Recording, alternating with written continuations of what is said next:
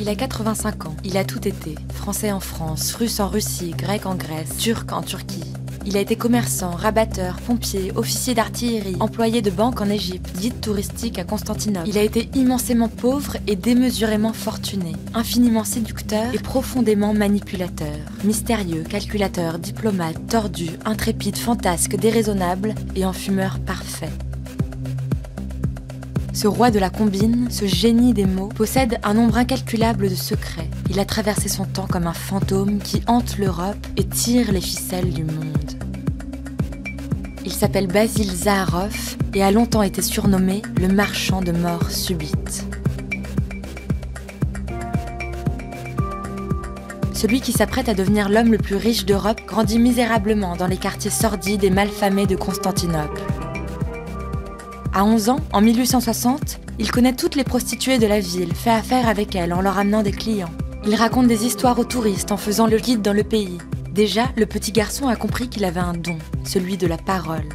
Qu'avec ses mots, il pouvait tout faire croire et tout obtenir. Partout où il va, il irradie, son sourire flamboie, ses yeux clairs brûlent de génie. Il ferait succomber n'importe qui. Adolescent, il devient pompier, mais à sa manière. Il commence par mettre le feu aux maisons avant d'éteindre l'incendie. Il quitte la Turquie, le voilà garçon de café à Athènes. Une couverture pour masquer ses activités de courtier. Zaharoff joue sans cesse à se faire passer pour un autre. Il s'invente des identités. Il est le général de Kiev, bardé de décorations, ayant accompli de prestigieuses missions. Il s'introduit dans les milieux bourgeois où on le croit sur parole. Lui qui parle russe, anglais, polonais, grec, français et turc rayonne au milieu de la noblesse, ébloui par ses exploits. Il a 28 ans lorsque la chance lui sourit. En 1877, il fait la rencontre d'un fabricant d'armes à la recherche d'un successeur. Il saute sur l'occasion. Lui qui est passé maître dans l'art de la corruption est fait pour ce métier. Dans la guerre gréco-turque, il voit le terrain de jeu idéal. En 1897, l'apprenti marchand d'armes inquiète les Grecs de la menace turque et leur vend l'un des tout premiers sous-marins de l'histoire. Sans perdre un instant, il court voir les Turcs. Les Grecs possèdent un dangereux sous-marin, leur dit-il. Vous feriez mieux de vous protéger. Zaharoff vend 2 sous-marins à la Turquie. Il se réjouit d'avoir trouvé la combine parfaite. Ne pas vendre à un camp, mais à tous les camps. Car le sien, c'est l'argent.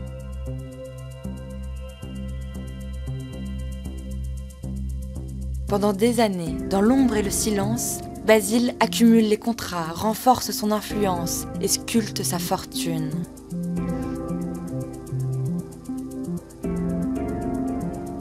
À 40 ans, il a ses entrées partout. Il s'installe à Paris, avenue Hoche. Pour plaire à une femme, il achète le château de Balincourt, une propriété de roi où il reçoit secrètement les plus grands chefs militaires, arrose de pots de vin les ministres, convainc les chefs d'État et avec excitation, se prépare à la guerre.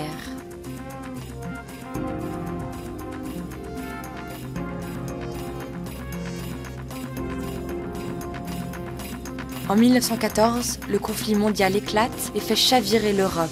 Pour Zaharoff, cette tempête est tout sauf un naufrage. Alors que les soldats s'enfoncent dans les boyaux boueux des tranchées, que les troupes pataugent dans le chaos immonde, Basil triomphe. Il livre canons, croiseurs, sous-marins et avions. À tous, il fait crédit. Chacun payera après la guerre, promet-il. Aux 4 coins du monde, ses mines explosent, ses mitrailleuses sifflent, ses obus détonnent. Au milieu du grand brasier de la guerre, les lingots d'or de Zaharoff flambent.